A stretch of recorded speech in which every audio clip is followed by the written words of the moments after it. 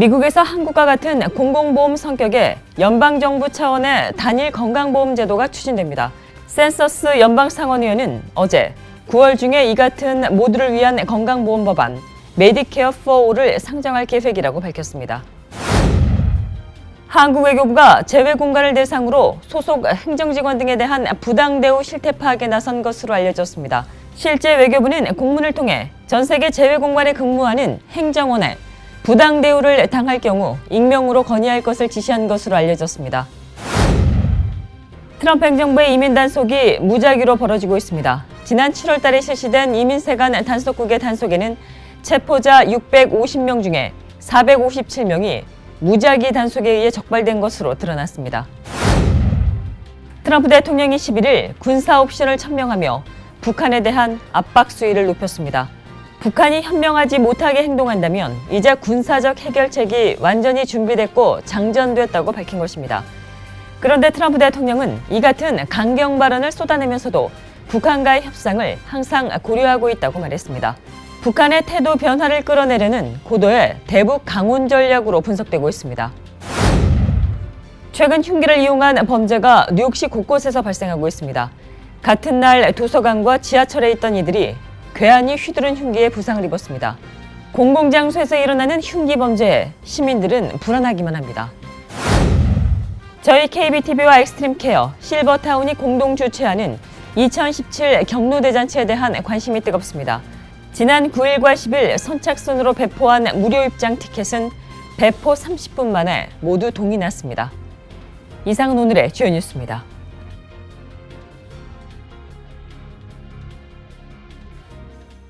SBI융자 전문은행 뉴밀레니엄뱅크가 홈모기지 융자를 시작했습니다. 신속한 진행과 간단한 서류로 내 집 마련의 꿈을 앞당겨 드립니다. Member of FDIC and Equal Housing Lender.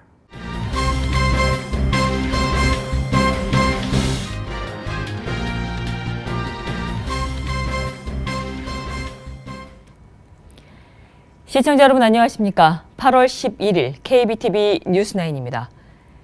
미국에서 한국과 같은 공공보험 성격의 연방정부 차원의 단일 건강보험 제도가 추진됩니다.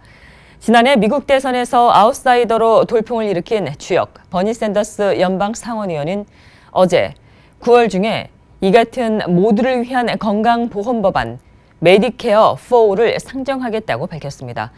샌더스 의원은 지난 3월 달부터 단일 건강보험 제도를 추진하겠다는 의사를 내비친 바 있습니다. 이 법안은 주민들이 보험회사의 기능을 가진 주정부 산하 기관에 보험료를 내고 해당 기관은 환자들의 병원 이용 시에 의사와 병원에 내는 비용을 지불하는 방식이 될 전망입니다. 샌더스 의원은 이 법안은 상식적인 제안이라며 미국인들에게 이를 이해시킨다면 추진할 수 있을 것으로 생각한다고 말했습니다. 피터 웰치 민주당 하원 의원도 하원에서 같은 법안을 발의하겠다고 밝힌 바 있습니다. 한국 외교부가 재외 공간을 대상으로 소속 행정직원 등에 대한 부당 대우 실태 파악에 나선 것으로 알려졌습니다. 이는 육군 대장인 박찬주 전 육군 제2작전 사령관 부부가 공관병들을 몸종처럼 부린 갑질 파문에 이어 해외 공간에서도 공관장의 갑질 횡포 사례가 보고되면서 외교부가 전면 조사에 들어간 것입니다. 실제 외교부는 공문을 통해 뉴욕 총영사관을 비롯한 전 세계 재외 공간에 근무하고 있는 행정원과 공관 직원들에게 부당한 대우를 당했을 경우 익명으로 건의할 것을 지시한 것으로 알려졌습니다. 뉴욕 총영사관도 지난해 김기환 총영사가 행정원들을 대상으로 관저공사 비리 청문회를 개최하고 막말을 하는 등 갑질 의혹이 제기된 바 있습니다. 이에 뉴욕 총영사관은 외교부 본부에 조사를 받았었습니다. 트럼프 행정부의 이민 단속이 무작위로 벌어지고 있습니다. 지난 7월 말에 실시된 이민세관 단속국의 단속에는 체포자 650명 중에 457명이 무작위 단속에 의해 적발된 것으로 드러났습니다. 김희삭 기자입니다. 연방이민당국이 불법 이민자 단속을 마구잡이식으로 벌이고 있습니다. 체포 대상이 중범자가 아닌 단순 불체자인 경우가 급증하는 것이 이를 반영합니다. 시사 매거진 타임은 어제 연방이민세관 단속국이 단순 불체자를 포함 체포를 무작위로 진행하고 있다고 지적했습니다. 타임은 이는 트럼프 행정부가 이민세관 단속국에 추방할 수 있는 대상이면 무조건 잡아들이라는 지시를 내렸기 때문으로 분석했습니다. 실제 지난 7월 말 이민세관 단속국이 전국적으로 실시한 단속에는 650명의 체포자 중 457명이 무작위 단속에 의해 적발된 것으로 드러났습니다. 이는 체포된 이들의 70%가 단속이 실시된 장소에 우연히 있다가 체포됐다는 것입니다. 이민세관 단속국은 트럼프 행정부 출범 이후 불체자 단속은 그 어떠한 대상도 예외가 될 수 없다는 입장입니다. KBTV 김희삭입니다. 트럼프 대통령이 11일 군사 옵션을 천명하며 북한에 대한 압박 수위를 높였습니다. 북한이 현명하지 못하게 행동한다면 이제 군사적 해결책이 완전히 준비됐고 장전됐다고 밝힌 것입니다. 그런데 트럼프 대통령은 이 같은 강경 발언을 쏟아내면서도 북한과의 협상은 항상 고려하고 있다고 말했습니다. 북한의 태도 변화를 끌어내려는 고도의 대북 강운 전략으로 분석되고 있습니다.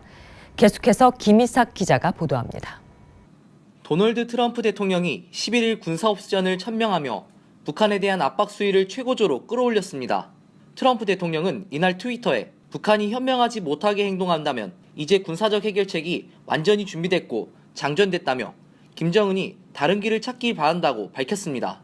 화염과 분노, 보복 다짐에도 불구하고 북한이 미국령 괌을 공격하겠다는 구체적 계획을 내놓자 이 같은 최후 통첩성 경고를 내놓은 것으로 풀이됩니다. 한편 이러한 격한 발언 가운데 트럼프 대통령이 협상을 거론해 주목됩니다.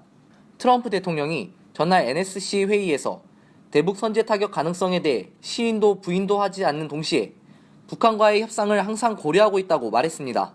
북한이 지난달 미 서부를 타격할 수 있는 대륙간 탄도미사일을 2발 발사한 이래 트럼프 대통령이 협상을 언급하기는 이번이 처음입니다.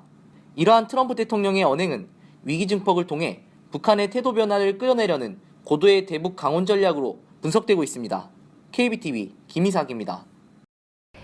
최근 흉기를 이용한 범죄가 뉴욕시 곳곳에서 발생하고 있습니다. 같은 날 도서관과 지하철에 있던 이들이 괴한이 휘두른 흉기에 부상을 입었습니다. 지하철에서의 흉기 범죄는 어제 저희가 이미 보도해드린 바 있습니다.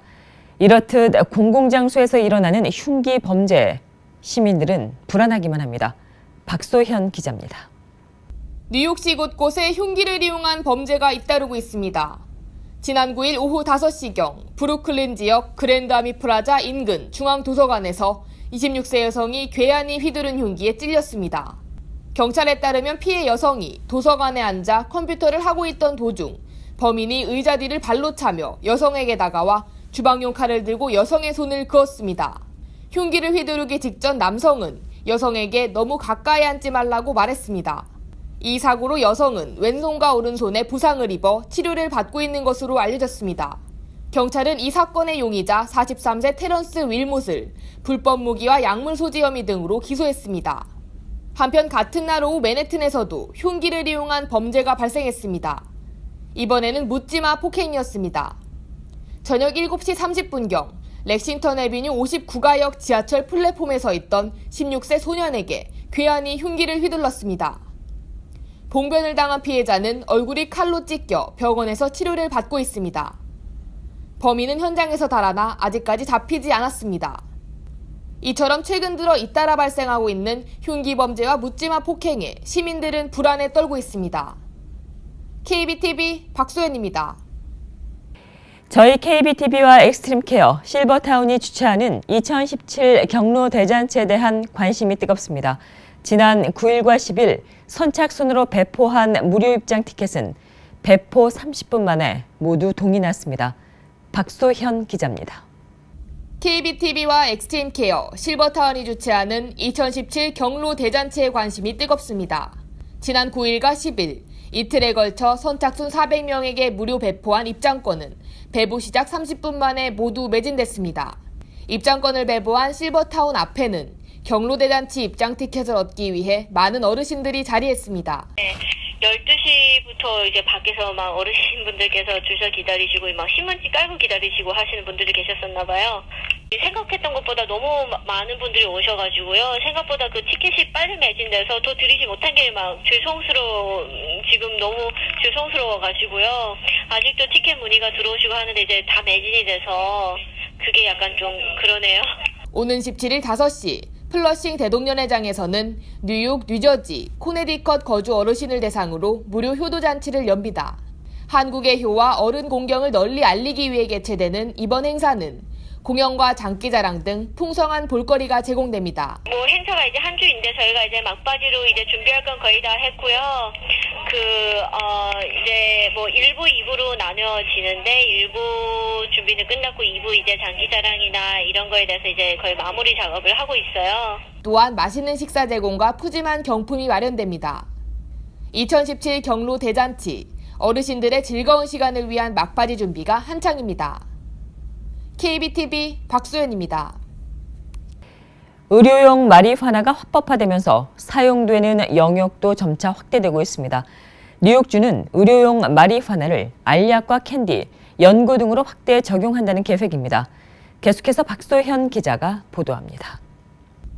뉴욕주가 의료용 마리화나의 사용을 대폭 확대합니다. 어제 10일 보건국은 약물 규제 제한에 관한 새로운 내용을 발표했습니다. 의료용 마리화나의 사용을 씹어 삼키는 알약과 캔디, 연고 등으로 확대 적용시킨다는 것입니다. 이 같은 의료용 마리화나 사용 확대는 의약품 마리화나의 사용 제한으로 인해 고통받고 있는 환자들이 많다는 지적에 따른 것입니다. 새 의료용 마리화나 사용 방침은 늦어도 오는 9월부터 시행될 계획입니다. 해당 계획이 실행되면 현재 마리화나 판매 승인을 받은 업체들은 의료용 마리화나 사용을 로션과 연고, 알약, 캔디, 패치 등으로도 판매할 수 있게 됩니다. 뉴욕시는 지난 2014년 7월 미전역 23번째로 의료용 마리화나를 합법화했습니다. 뉴욕시에서는 지난 3월까지 약 14,400여 명이 의료용 마리화나 처방 가능 환자로 등록된 것으로 나타났습니다. 현재 의료용 마리화나는 비흡연자에게만 허용되고 있습니다. KBTV 박소연입니다. 9.11 테러 당시 쌍둥이 빌딩 앞에 있던 둥근 조형물은 현재 배터리파크에 위치해 9.11 테러 희생자들을 추모하는 임시 추모탑 역할을 하고 있습니다. 이 조형물이 다시 원래 있던 월드 트레이드 센터 자리로 돌아갑니다. 박소현 기자입니다. 9.11 테러 공격을 받아 옮겨진 조형물이 다시 월드 트레이드 센터 앞 제자리로 돌아옵니다. 이 조형물은 원래 쌍둥이 빌딩 앞 분수대에 설치돼 있던 독일인 예술가 프리츠 퀘닉의 구라는 작품입니다. 이 25톤짜리 설치 미술은 9.11 테러 당시 인명구조가 다 끝난 다음 마지막으로 옮겨져 현재 배터리파크에 전시돼 있습니다. 이 조형물은 9.11 추모탑이 건립될 때까지 임시 추모탑 역할을 하고 있으며 현재 그 앞에는 꺼지지 않는 불꽃이 있습니다. 시민들은 이곳에서 희생자의 넋을 기리며 묵념을 하기도 하고 추모 꽃다발을 놓기도 했습니다. 9.12 테러 공격 이후 평화의 상징으로 자리 잡은 이 조형물이 이제 원래 자리로 돌아갑니다. 현재 이 조형물은 방수포로 가려져 있으며 항만청의 승인을 받아 몇 주 내에 원래 있던 월드 트레이드 센터 자리에 세워질 계획입니다. KBTV 박소연입니다.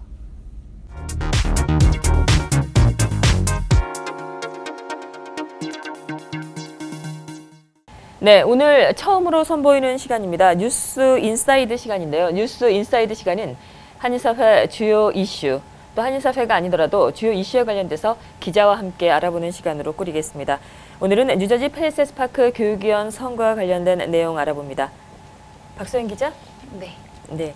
뉴저지 팰파 교육위원 선거 최근 민주당 후보에 대한 자격 시비 논란이 일기도 했었는데 사실상 지금 현재 처음과 동일하게 그렇게 된 상태죠? 네, 자격 시비 논란이 있긴 했지만 현재는 여전히 이제 6명의 후보가 지금 경합을 펼치고 있는 상태고요.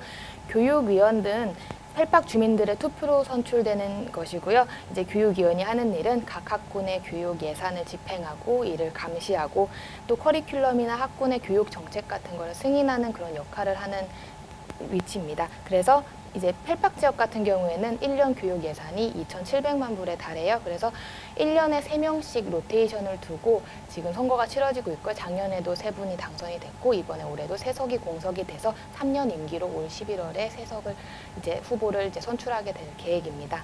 네, 그래서 이제 앞서 말씀드렸다시피 이제 6명의 후보, 4분의 한인 후보 그리고 타민족 2명의 후보가 있는데요.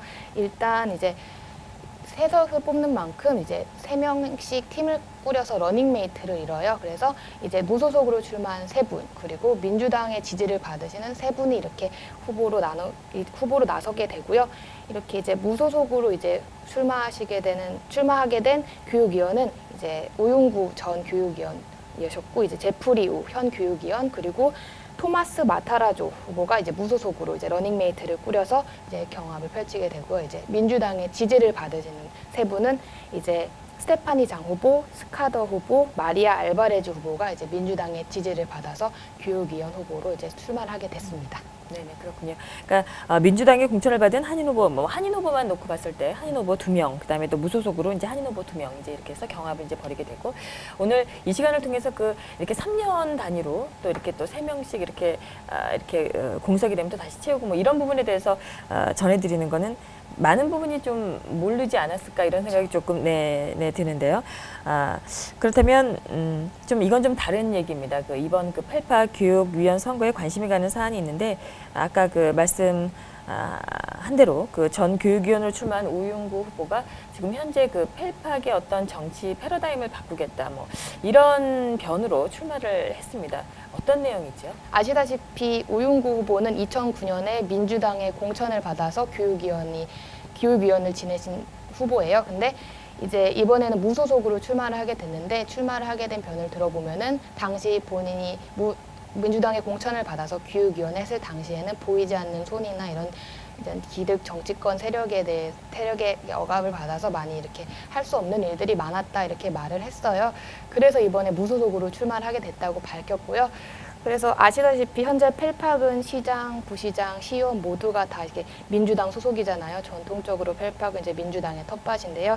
이렇게 장기 집권이 계속되고 있어서 이제 새로운 한인 정치인을 키우거나 한인 정치력 신장에 많은 걸림돌이 종종 있다고 일각에서는 말을 해요. 그래서 과반수 이상이 펠팍은 한인이잖아요. 그래서 한인의 정치력 신장이 어느 때보다 중요하다고 곳곳에서는 말하고 있습니다. 네네, 그렇다면 이번 펠파 교육위원 선거에 대한 어떤 한인 단체들의 또 시각도 또 궁금해지는데요. 네, 한인 단체들의 시각은 이제 김동찬 시민참여센터 대표의 말에 따르면은 6명의 후보자들이 교육위원으로 나온다는 것 자체가 한인들에게 굉장히 좋은 현상이라고 이야기를 했어요. 왜냐하면 민주주의 사회에서는 이제 시민의 선택의 폭이 가장 중요하고, 시민의 폭이 넓어질수록 이제 좋은 현상이 계속 유지가 되는 건데, 후보자들도 많을수록 경쟁을 하면서 후보자들 사이에서도 긴장을 가지니까 우리 사회에 더 좋은 영향을 끼치고 있다고 보고 있는 것이죠. 그래서 시민참여 측은 정당을 떠나서 한인이건 한인이 아니건 어떤 후보가 좋은 정책을 내걸고 얼마나 더 좋은 커뮤니티를 통해서 얼마나 좋은 일을 해왔는지 그런 것들을 잘 알아보고 투표를 하는 것이 가장 중요하다고 강조를 했습니다. 또 특히 유권자 등록이 필요한 선거기 때문에 유권자 등록을 꼭 반드시 해야 된다고 강조를 했고요. 뉴저지의 경우에는 선거일 25일 전에 유권자 등록을 해야 하고, 뉴욕의 경우에는 선거일 30일 전에 반드시 유권자 등록을 마쳐야 선거를 할 수 있다고 합니다. 또 펠팍 유권자협의회 측의 말도 제가 들어봤는데요. 펠팍 유권자협의회 측도 마찬가지로 어느 정당을 지지하거나 그런 걸 떠나서 한인이건 비한인이건 상관없이 참신한 인재라면 언제든지 정치를 환영한다라는 입장이었어요. 그래서 이번에는 한인 4명이 출마를 하고 있잖아요. 세석을 두고. 그래서 한인 유권자협의회에서는 유권자가 직접 이 후보들을 검증하고 판단할 수 있는 후보자 검증 과정을 11월 선거 전에 계획 중이라고 밝히기도 했습니다. 네, 그렇군요. 네, 오늘 잘 들어봤습니다. 펠팍 교육위원 선거와 관련돼서 얘기를 나눠봤습니다. 네, 박서연 기자였습니다. 네, 수고하셨습니다.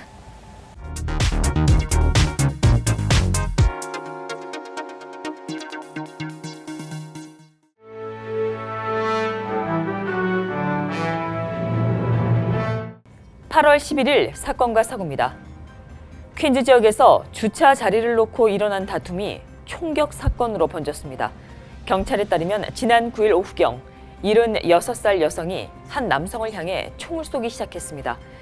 이 여성은 상대 남성이 남성의 세단을 특정 자리에 주차하는 모습을 보자 갑자기 창문을 통해 욕설을 내뱉으며 다른 자리를 이용하라고 소리를 질렀습니다. 그리고는 싸움이 나자 경찰이 도착했고, 여성은 흥분한 상태에서 총을 쏘기 시작했습니다. 여성은 6차례 총을 발사하고 경찰에 체포됐습니다. 다행히 총은 모두 비껴나가 총으로 피해를 입은 사람은 없습니다. 이들은 229가 지역에 거주하는 이웃 주민들입니다. 경찰이 브루클린 지역에서 괴한이 쏜 총에 맞았습니다. 조사 당국에 따르면 한 여성이 어제 오후 경찰에 자신의 29세 아들이 정신적인 발작을 일으켰다며 신고를 했습니다. 신고를 받은 경찰은 5시경 사이프레스 힐 지역 리치우드 애비뉴에 위치한 아파트에 도착했고 경찰 중에 한 명이 아파트 뒤쪽으로 들어가던 중에 갑자기 괴한이 쏜 총에 맞았습니다.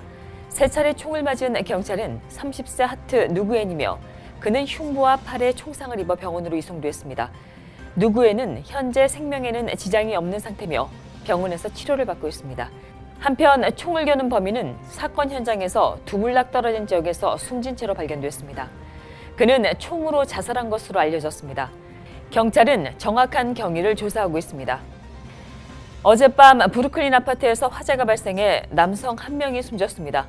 밤 10시경 크라운 하이츠 451 킹스톤 애비뉴에 위치한 아파트에서 화재가 발생해 소방당국이 급히 출동했습니다. 화재를 진압하던 소방대원은 아파트 안에서 크게 화상을 입은 56살의 남성 루퍼트 스미스를 발견했지만 발견 당시 그는 이미 숨진 상태였습니다. 이번 화재로 4명의 추가 부상자가 발생했습니다.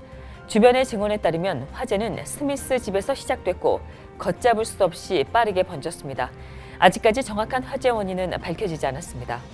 경찰이 브루클린 지역에서 상습적인 강도 행위를 벌인 용의자를 쫓고 있습니다. 경찰에 따르면 용의자 남성은 지난달 최소 5차례 폭행 강도 행위를 저질렀습니다. 가장 마지막으로 저지른 범죄는 지난달 22일 웨스트 3가 지역에서 발생했습니다. 그는 한밤중 22살 여성의 뒤로 다가와 여성을 바닥에 밀치며 가방과 휴대폰을 훔쳐서 달아났습니다. 이외에도 그는 한밤중 브루클린 지역을 다니는 여성들을 대상으로 폭행 강도 행위를 최소 5차례 일삼았습니다. 감시 카메라에 포착된 용의자는 20대 초반의 흑인 남성으로 키 5피트 5인치, 5피트에서 10인치 사이의 마른 체형의 남성입니다. 범행 당시 그는 항상 얼굴을 마스크로 가리고 범행을 저질렀습니다. 경찰은 주변의 제보를 기다리고 있습니다. 계속해서 오늘의 주요 단신 이어집니다. 뉴저지와 맨해튼을 잇는 링컨 터널에서 오늘 밤 11시 30분부터 내일 아침 7시까지 비상훈련이 실시됩니다. 이는 긴급 상황을 대비하는 훈련으로 항만청 관계자들과 뉴욕시경, 뉴저지 긴급 상황 관계자들이 모여 실시하게 됩니다. 이들은 터널 안에서 자정부터 아침까지 훈련할 계획이며 이로 인한 교통 혼잡은 아직까지 야기되지 않은 것으로 보고 있습니다. 뉴욕시 담뱃값 인상안이 확정됐습니다. 현행 10.50달러에서 13달러로 인상되는 담뱃값이 담긴 조례안은 지난 9일 뉴욕시의회를 통과했습니다. 이 조례안은 시장의 서명을 받은 이후 270일 이후부터 효력을 발휘해 내년 2월 달 시저녁 담뱃값은 전격적으로 오를 전망입니다. 트럼프 대통령은 10일 마약성 진통제인 오피오이드의 남용을 막기 위한 국가 비상사태를 선언했습니다. 트럼프 대통령은 오피오이드 문제는 매우 심각하다며 오피오이드 위기를 극복하기 위해 많은 시간과 노력, 재정을 투입할 것이라고 밝혔습니다. 정부는 오피오이드 남용을 막기 위한 재정을 대폭적으로 확충합니다. 트럼프 대통령이 어린 시절에 살았던 퀸즈의 상가가 숙박 공유업체 에어비앤비에 등장했습니다. 9일 미국 언론들은 에어비앤비에 등록된 트럼프 대통령의 상가의 하루 숙박비는 $725로 책정됐다고 보도했습니다. 트럼프 대통령은 이 집에서 태어나 4살 때까지 살았습니다. 계속해서 포커스인과 커뮤니티 브리핑 이어집니다.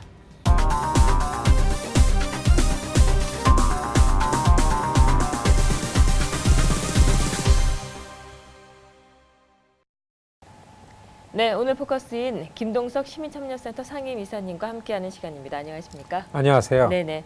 예, 지난 시간에 그 한반도 고조와 관련돼서 우리 김동석 상임이사님께서 나오셔서 이제 말씀을 주셨는데요.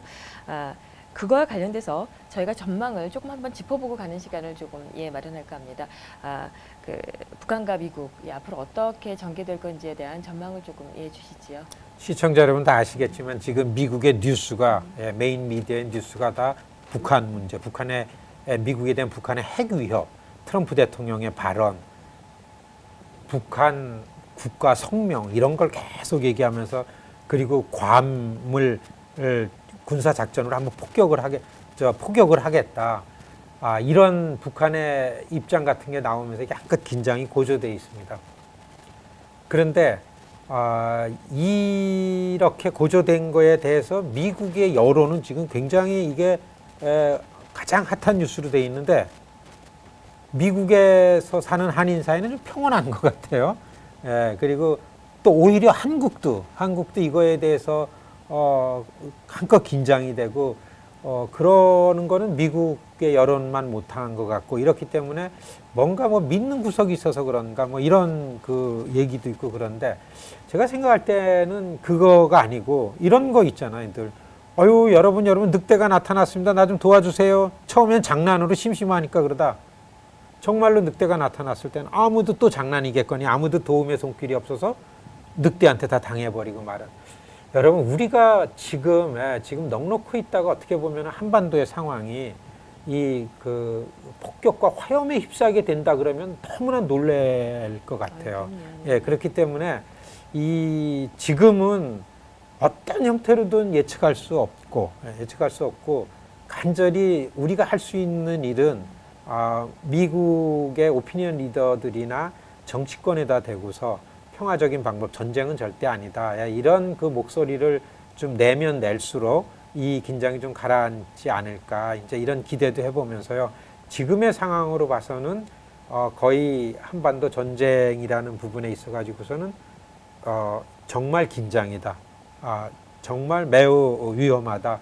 이렇게 보는 게 맞다고 봅니다. 네네. 알겠습니다. 화제를 조금 바꿔보겠습니다. 관련된 얘기는 저희가 이제 뉴스 진단 주말에 하는 저희가 뉴스 진단을 통해서 보다 상세하게 다룰 예정이고요. 오늘은 위안부 관련된 얘기를 조금 드리고 싶습니다. 지난 28일이었습니다. 한국에서 한국정신대문제대책협의회에서 미국 대사관 앞에서 위안부 관련된 어떤 시위가 있었던 걸로 알고 있는데요.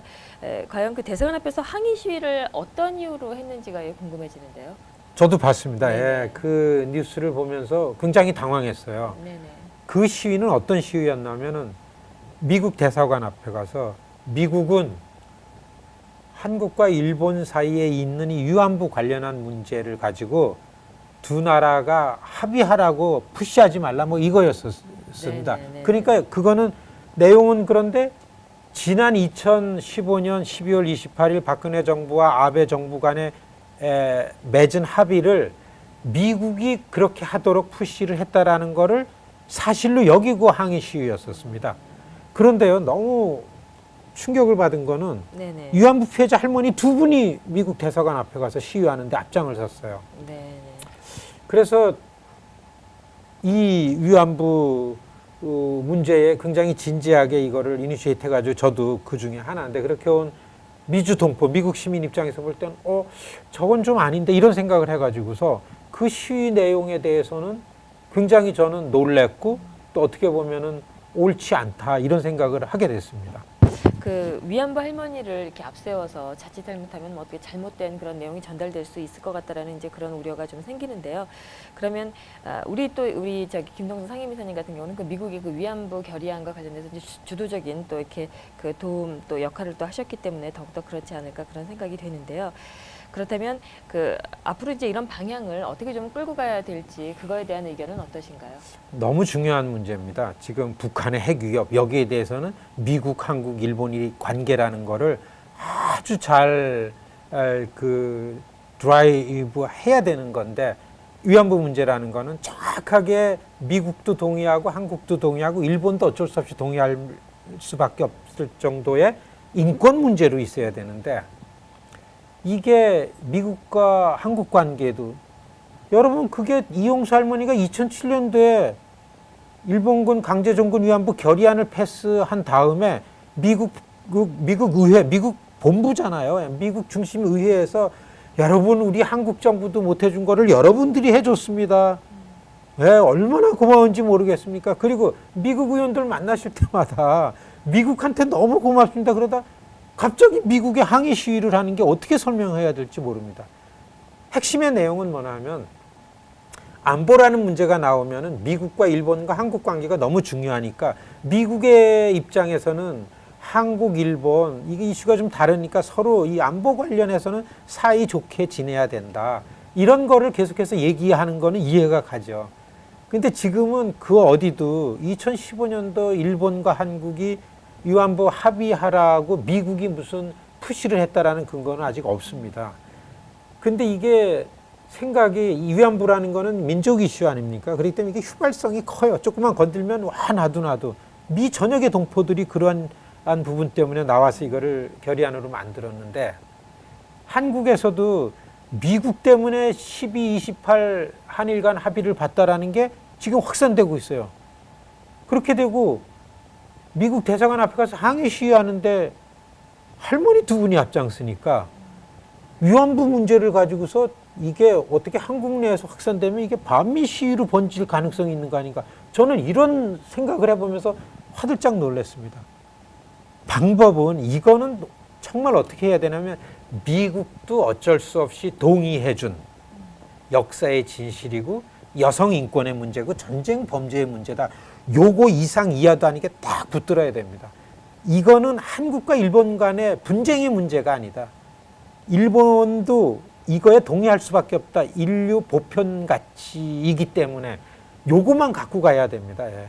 그렇기 때문에 미국이 여기에 동의를 해주고 미국이 오히려 앞장서고 지난 7월 25일 날 우리 그래스루트 컨퍼런스 할 때 20여 명의 미국 의원들이 와서 우리는 미국 의회에서 강제종군 위안부 결의안을 낸 거를 인권 문제에 있어서 가장 큰 최근에 이뤄낸 성과라고 본다는 걸 한 절반 이상의 의원들이 다 그 얘기를 할 정도였었습니다. 그렇게 갖고 가야 되는데 이게 반미로 갈 가능성이 있을 만큼 한일 간의 이슈를 가지고서 미국에 항의하는 걸 오기 때문에 굉장히 걱정이 되고 그래서 어떻게 해서든지 미국에 있는 이 일에 관계했던 한인들은 여러분 그게 아닙니다. 오히려 미국이 인권의 문제로 미국에 오히려 기린비가 먼저 쓰고 미국의 시민들이 오히려 동의해주고 그랬던 게 있는데 왜 한국이 그러는지 모르겠습니다. 정말 기회가 있고서 어떤 그 채널이 있다면 한국에다가 여러분 그거 미국을 몰라서 그러는 겁니다. 예. 미국의 정치권이 미국의 정치인들이 인권의 문제에 얼마나 앞장서고 한국의 정치인들이 이 돌보지도 않고 몰라라 했던 피해자 할머니들을 오히려 미국 의원들이 역사적 사실이라는 걸 알고서 케어하고 보호해주고 이런 분들이 나서서 증언하기 때문에 다시는 이런 일이 안 일어나는 거 아니냐면서 이렇게 모시니까 그제서야 나와서 모시면서 그 나눔의 집에 마을길도 넓혀지고 할머니들 집도 커지고 그랬으면서 지금 와서 이게 왜 한국에선 갑자기 이 미국의 책임이 오는지 저는 그거에 대해서는 확실한 근거 없이는 절대 그러면 안 된다. 이런 생각을 하게 됐습니다. 네, 알겠습니다. 네, 오늘 포커스인 김동석 시민참여센터 상임이사님과 함께 얘기 나눴습니다. 고맙습니다. 고맙습니다.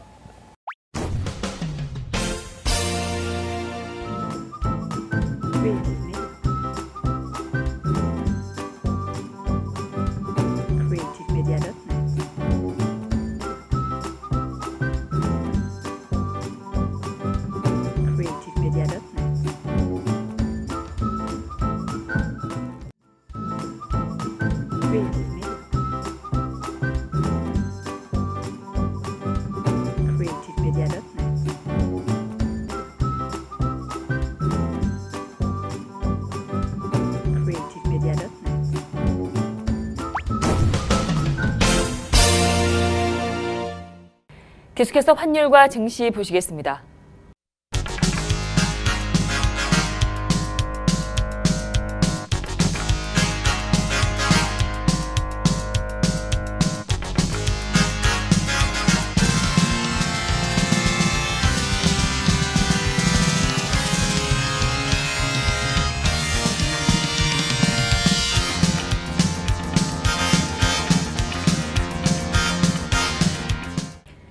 뉴욕과 뉴저지 지역의 날씨 알아봅니다. 건강한 가정, 행복한 한인 사회를 위해 함께합니다. 한국인을 아는 병원, 실력 있는 병원, 홀리네임 병원. KBTV 오늘의 날씨는 홀리네임 병원에서 제공합니다.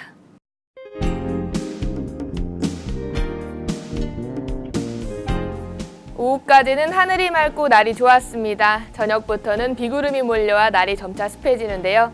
자정 무렵부터는 곳곳 비가 내리기 시작합니다.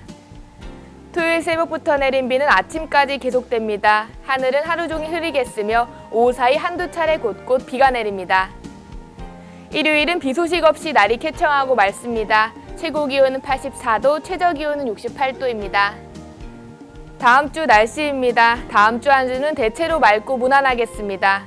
큰 고온 현상 없이 80도대 유지하고 쾌청합니다. 내일은 비 소식으로 날이 습하겠습니다. 습도 조절 신경 쓰셔야겠습니다. 오늘의 날씨였습니다.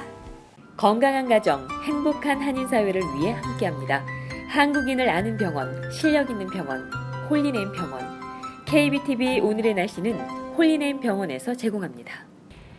이상으로 8월 11일 보내드린 KBTV 뉴스9 모두 마치겠습니다. 오늘도 KBTV 뉴스9과 함께 해주신 시청자 여러분 고맙습니다. 편안한 주말 되십시오. SBI 융자 전문은행 뉴밀레니엄뱅크가 홈모기지 융자를 시작했습니다. 신속한 진행과 간단한 서류로 내 집 마련의 꿈을 앞당겨 드립니다. Member of FDIC and equal housing lender.